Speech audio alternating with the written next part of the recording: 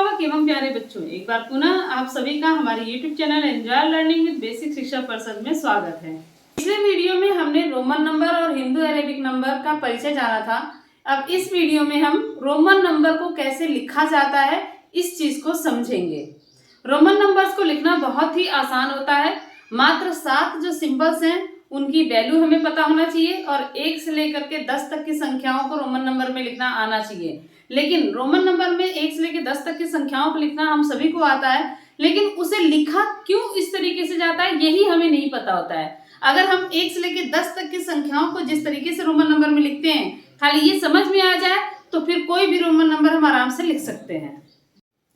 सबसे पहले हम जानते हैं कि वो 7 सिंबल कौन कौन से हैं जिनके माध्यम से हम 1 से लेकर के 3999 मीन्स 1 से लेकर 3999 तक की संख्याओं को रोमन नंबर में हम लिख सकते हैं। आई मीन्स 1, आई 1 को डिनोट करता है। V 5, X 10, L 50, C 100, D 500 और M 1000। ये 7 सिंबल्स हमें याद करने पड़ेंगे। तो याद करने का मैं आपको एक ट्रिक भी सिंपल सा दे देती हूँ। मैं V एक्सेल करूंगा DM, मैं भी आगे बढ़ूंगा DM, है ना। तो मैं V, हम बोलते हैं ना मैं भी, तो जस्ट V, मैं V, I V, excel, excel कहते हैं ना आगे बढ़ना, XL करूंगा C, DM। तो इस सिंपल ट्रिक के माध्यम से हम वो 7 सिंबल्स याद कर सकते हैं जिनके हेल्प से हम पूरा का पूरा रोमन नंबर लिख सकते हैं। चलिए शुरू करते हैं अब इसके रूल्स से। कोई भी संख्या लिखने के कुछ नियम होते हैं, ठीक उसी तरीके से रोमन नंबर लिखने के भी कुछ नियम है। बहुत हार्ड नियम नहीं है, बहुत सिंपल से नियम है। Rule number 1 symbol maximum 3 times. कोई भी एक सिंबल ज्यादा से ज्यादा हम 3 बार रिपीट कर सकते हैं लगातार। कोई भी एक सिंबल लगातार हम खाली 3 बार रिपीट कर सकते हैं। अब बात उठती है कि वो कौन कौन से सिंबल्स हैं जिनको हम रिपीट कर सकते हैं और किस किस को हम रिपीट नहीं कर सकते हैं। तो अगर हम इसको सीक्वेंशियल ऑर्डर में याद रखते हैं तो वो भी याद करना बहुत आसान हो जाता है। देखिए, पहले को रिपीट किया जा सकता है, दूसरे को रिपीट नहीं कर सकते, तीसरे को रिपीट कर सकते हैं, L को भी हम रिपीट नहीं करेंगे, अगेन C को रिपीट कर सकते हैं, D को हम रिपीट नहीं करेंगे और M को हम रिपीट कर सकते हैं। ठीक, तो अल्टरनेट जो वैल्यूज हैं उनको हम रिपीट नहीं कर सकते। जो फर्स्ट अल्टरनेट वैल्यू है, सॉरी फर्स्ट जो वैल्यू है I वो रिपीट हो जाएगी, सेकेंड वैल्यू रिपीट नहीं होगी, थर्ड वैल्यू रिपीट हो सकती है, फोर्थ वैल्यू रिपीट नहीं होगी, फिर फिफ्थ वैल्यू रिपीट होगी और सिक्स्थ वैल्यू रिपीट नहीं होगी। तो कुल मिलाकर के अगर हम देखें तो rule number 2 V L D can not be repeated.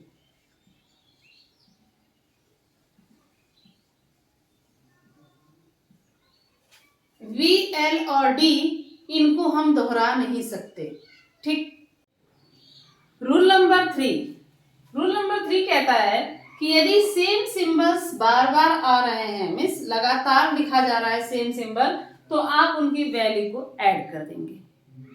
मतलब पहले कौन कौन से सिंबल्स थे जो रिपीट हो सकते थे? I, X, C और M, यही 4 है ना।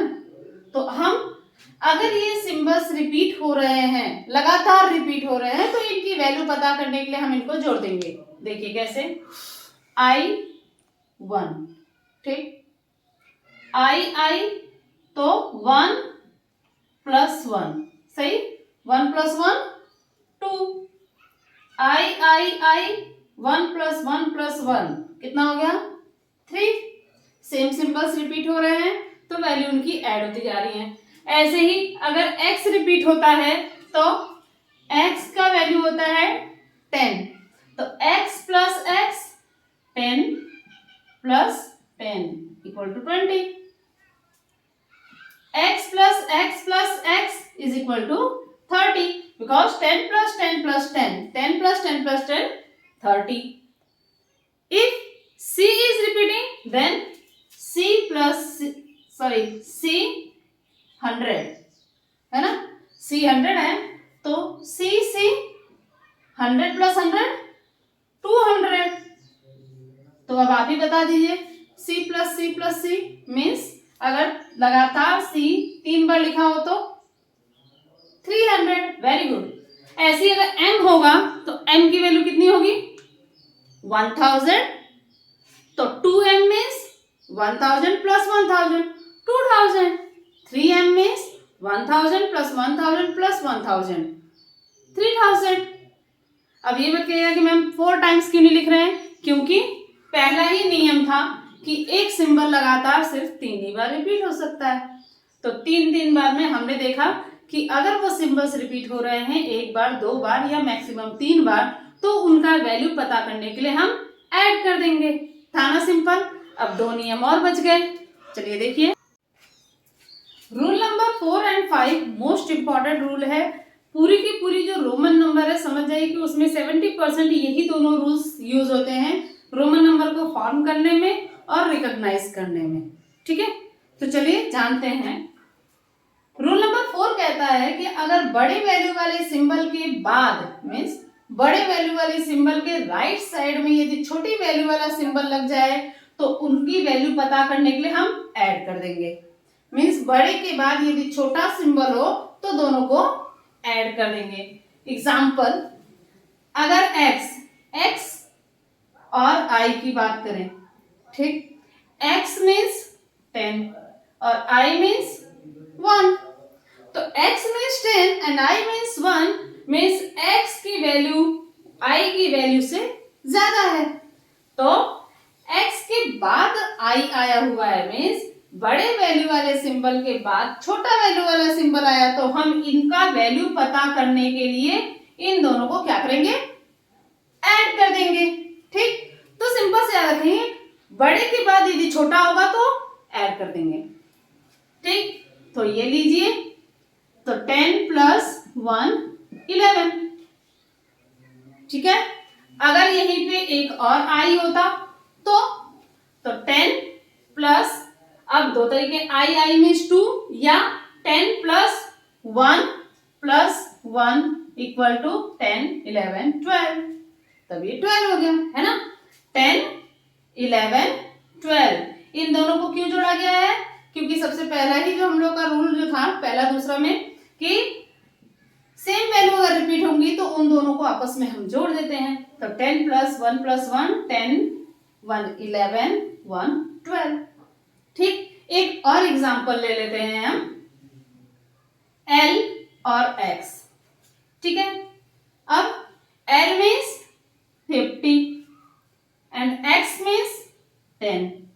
ठीक, L means 50 and X means 10 means L large symbol है एंड X स्मॉलर सिंबल है, मतलब बड़े के बाद छोटा आया तो दोनों को जोड़ देंगे। तो 50 प्लस 10 इज इक्वल टू 60। अब आप बताइए कि L X की वैल्यू कितनी होगी।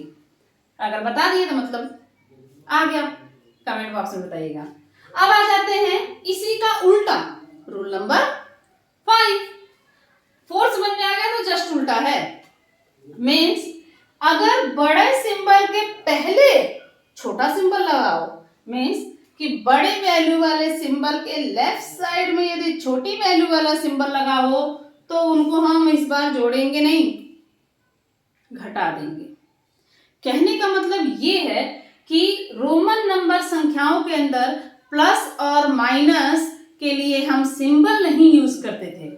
ठीक है, राइट साइड का मतलब होता है प्लस एंड लेफ्ट साइड का मतलब होता है माइनस। प्लस करना है तो वैल्यू को राइट साइड में लिखेंगे और यदि माइनस करना है तो वैल्यू को पीछे की तरफ लिखेंगे। अब कौन सी वैल्यू को राइट में लिखते हैं, कौन सी वैल्यू को लेफ्ट में लिखते हैं, ये तो हमने बताई दिया आपको। सो छोटा और बड़ा में छोटे वैल्यू के बाद यदि बड़ा ही लगा हो या बड़े वैल्यू से पहले छोटा वैल्यू लगाओ। ठीक है, सिंपल सम करते हैं, बड़े वैल्यू से पहले यदि छोटे वैल्यू वाला सिंबल लगा है, मीन्स एक एग्जांपल लेते हैं हम, बड़ा वैल्यू वाला सिंबल कौन सा है, मान लीजिए एक एक्स ले लिया और इसके इधर छोटा सिंबल लग गया आई, जस्ट इसी का हम उल्टा कर रहे हैं अब। तो 10 के जब राइट साइड में आई लगा था तो हमने इनको जोड़ दिया था, लेकिन अब क्या है, अब क्या है, 10 के लेफ्ट साइड में आई लगा है, मीन्स बड़ा वैल्यू वाला सिंबल बाद में है और छोटे वैल्यू का सिंबल पहले है।